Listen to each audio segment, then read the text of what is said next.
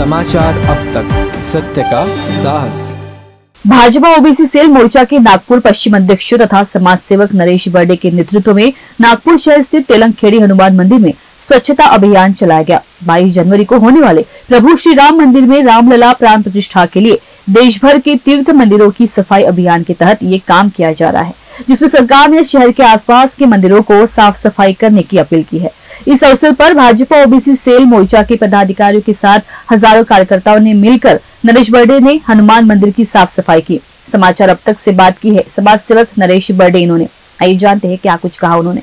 आमचे देशाचे माननीय पंतप्रधान नरेंद्रजी मोदी ज्यांनी आज पूर्ण आपल्या देशामध्ये जे मंदिरच आहेत त्या मंदिराची रामलल्ला 22 तारखेला येणार आहेत, त्यांची प्राण प्रतिष्ठा होणार आहे। त्या निमित्ताने एक स्वच्छता अभियान, आपला घर तर आपण स्वच्छ करतो पण मंदिराकडे एक सार्वजनिक रूपाने पाहिला जातात आणि मंदिराच्या सफाईकडे दुर्लक्ष करतात। त्यामुळे त्यांनी एक उपक्रम पुरा देशासमोर मांडला आणि त्या निमित्ताने आम्ही भारतीय जनता पार्टी ओबीसी मोर्चा या माध्यमातून आज तेलंगखेडी हनुमानजीच्या मंदिरामध्ये आम्ही सकाळी 8 वाजतापासून तर कमीत कमी 1.5 तास आमच्या सगळ्या पदाधिकारी कार्यकर्त्यांनी सफाई केली आणि सफाई करून आम्ही हनुमानजीचा आशीर्वाद घेतला आणि रामलल्ला जे 550 वर्ष पुराणी जो रखडलेला जो प्रकरण होतं ते मोदी साहेबांच्या नेतृत्वामध्ये पूर्ण झाल्यामुळे जो आनंद आहे त्या आनंदाच्या निमित्ताने आम्ही स्वच्छता अभियान राबवत आहे।